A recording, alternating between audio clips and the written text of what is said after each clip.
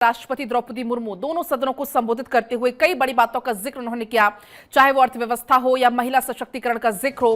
राष्ट्रपति द्रौपदी मुर्मू ने विकसित भारत का जिक्र किया। इसके अलावा विकास के रास्ते पर देश आगे बढ़ेगा, ऐसी तमाम बड़ी बातों का जिक्र वो करती हुई नजर आई। उन्होंने कहा कि जीएसटी ने भारत की अर्थव्यवस्था को मजबूत किया है। अप्रैल में जीएसटी कलेक्शन 2 करोड़ लाख के स्तर को पार कर गया। इससे राज्यों को भी काफी विकास हुआ है। देश में कई दशकों तक अस्थिर सरकार के दौर में कई सरकारें रिफॉर्म नहीं कर पाई थी। देश की जनता ने ऐसी सरकार को चुना है जो कि इनको रिफॉर्म कर रही है। तो इन तमाम बड़ी बातों का जिक्र राष्ट्रपति द्रौपदी मुर्मू के अभिभाषण में रहा। इसके अलावा उन्होंने महिला सशक्तिकरण का जिक्र करते हुए लखपति दीदी का भी जिक्र उन्होंने किया। आपको सुनाते हैं एक बार राष्ट्रपति की तरफ से और क्या कुछ कहा गया। वुमेन लेड डेवलपमेंट के लिए समर्पित मेरी सरकार ने महिला सशक्तिकरण के एक नई युग की शुरुआत की है। देश की नारी शक्ति लंबे समय तक लोकसभा और विधानसभा में अधिक भागीदारी की मांग कर रही थी। उनके पास नारी शक्ति बंधन अधिनियम की ताकत है। सरकार की योजनाओं की वजह से पिछले 1 दशक में महिलाओं का आर्थिक सामर्थ्य बढ़ा है।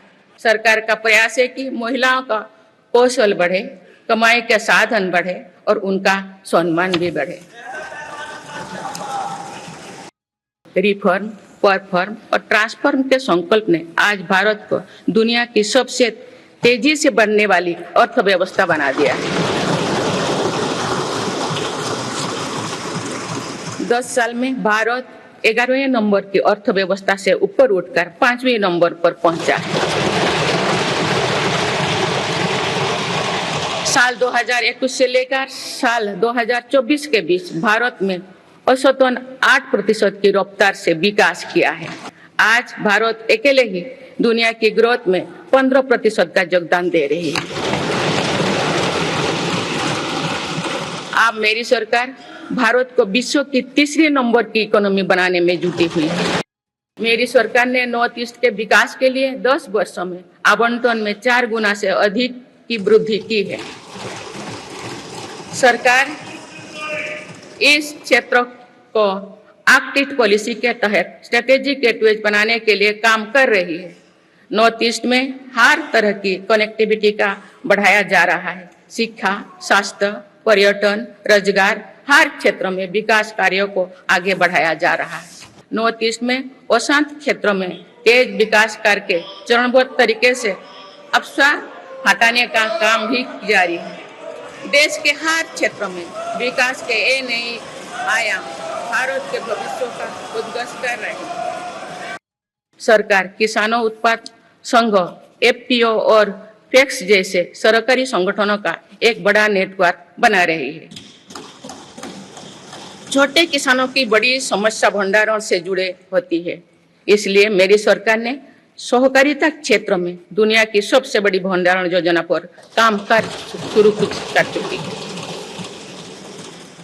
किसान अपने छोटे खर्चे पूरे करने के लिए इसके लिए पीएम किसान सम्मान निधि के तहत उन्हें 3,20,000 करोड़ रुपये से ज्यादा राशि दे सकती है। मेरी सरकार के नई कार्यकाल के शुरुआत दिनों से ही किसानों को 20,000 करोड़ रुपया से अधिक की राशि ट्रांसफर की जा चुकी है। सरकार ने खरीफ फसलों के लिए एमएसपी में भी रिकॉर्ड वृद्धि की है। वुमेन लेड डेवलपमेंट के लिए समर्पित मेरी सरकार ने महिला सशक्तिकरण के एक नई युग की शुरुआत की है। देश की नारी शक्ति लंबे समय तक लोकसभा और विधानसभा में अधिक भागीदारी की मांग कर रही थी। उनके पास नारी शक्ति बंधन अधिनियम की ताकत है। सरकार की योजनाओं की वजह से पिछले 1 दशक में महिलाओं का आर्थिक सामर्थ्य बढ़ा है। सरकार का प्रयास है कि महिलाओं का कौशल बढ़े, कमाई के साधन बढ़े और उनका सम्मान भी बढ़े। तो आप सुन रहे थे राष्ट्रपति द्रौपदी मुर्मू का अभिभाषण। दोनों सदनों को संबोधित करते हुए महिला सशक्तिकरण का जिक्र उन्होंने किया, भारत की बढ़ती अर्थव्यवस्था का जिक्र किया। अभिभाषण की शुरुआत के दौरान ही सबसे पहले उन्होंने बधाई दी। उन्होंने कहा कि मैं 18वीं लोकसभा के सदस्यों को बधाई देती हूं। आप देश के मतदाताओं का विश्वास जीत कर आए हैं और ये सौभाग्य कम लोगों को मिलता है। मुझे आशा है कि आप इसे निभाएंगे। इसके साथ अभिभाषण की शुरुआत करते हुए तमाम ऐसी बड़ी बातों का जिक्र राष्ट्रपति द्रौपदी मुर्मू की तरफ से की गई। तो देखिए, तमाम जो बड़ी बातें हैं वो आपको हम बता दें कौन कौन सी बातों का जिक्र किया। चुनाव आयोग का आभार उन्होंने जताया। दुनिया का सबसे बड़ा, क्योंकि चुनाव अभी संपन्न हुआ है, चुनाव की सुखद तस्वीर कश्मीर से सामने है, क्योंकि वहां पर वोटिंग के सारे रिकॉर्ड्स टूटे। जनसेवा का सौभाग्य कम लोगों को मिलता है। उन्होंने कहा कि उम्मीद है कि आप लोग इसे अच्छे से निभाएंगे। जनता ने लगातार तीसरी बार भरोसा आप पर जताया है। जनता को मेरी सरकार पर भरोसा है। तो ये राष्ट्रपति द्रौपदी मुर्मू की तरफ से कहा गया। मेरी सरकार को निरंतरता में विश्वास है। हमें विकसित भारत के संकल्प में विश्वास है।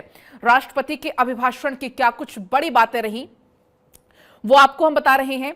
इसके अलावा महिला सशक्तिकरण पर खासतौर पर फोकस रहा। अमृतकाल का जिक्र उन्होंने किया। ये लोकसभा अमृतकाल के समय से शुरू हुई। इस लोकसभा में कल्याण का नवीन अध्याय हम लिखने जा रहे हैं। आने वाले बजट में कुछ ऐतिहासिक कदम आपको देखने को मिलेंगे, ये भी उन्होंने कहा। उन्होंने कहा कि 10 साल से मेरी सरकार सेवा में है। सुशासन का जो बीड़ा उठाया है ये उस पर मोहर है। सदस्यगण 18वीं लोकसभा कई मायनों में ऐतिहासिक है। आगामी सत्र में मेरी सरकार बजट पेश करने वाली है। इस सरकार में बड़े आर्थिक और सामाजिक कदम देखने को मिलेंगे, ये उनकी तरफ से कहा गया। इसके अलावा अर्थव्यवस्था का जिक्र वो यहां पर करती हुई नजर आई। अर्थव्यवस्था के जिक्र करते हुए कहा कि मेरी सरकार देश को दुनिया की तीसरी इकोनॉमी बनाने में लगातार लगी हुई है। उन्होंने कहा कि बीते सालों हमने 100 साल की सबसे बड़ी आपातकालीन दशा को देखा, यानी कि कोविड काल का जिक्र करती हुई वो नजर आई। उन्होंने कहा कि आज भारत अकेले ही दुनिया की ग्रोथ में 15% का योगदान दे रही है। मेरी सरकार देश को दुनिया की तीसरी इकोनॉमी बनाने में लगी हुई है। मजबूत सरकार, सुशासन सरकार में विश्वास है। हर सेक्टर में भारत अब लीडर बन रहा है। भारत की एक अलग पहचान एक वैश्विक स्तर पर बन रही है। छोटे किसानों की समस्या का सरकार का सबसे ज्यादा फोकस है। खासतौर पर किसानों का जिक्र वो करती हुई नजर आई। इसके अलावा उन्होंने कहा कि आजकल दुनिया में ऑर्गेनिक उत्पादों की मांग बढ़ रही है, इसलिए सरकार प्राकृतिक खेती और सप्लाई चेन को सुदृढ़ कर रही है।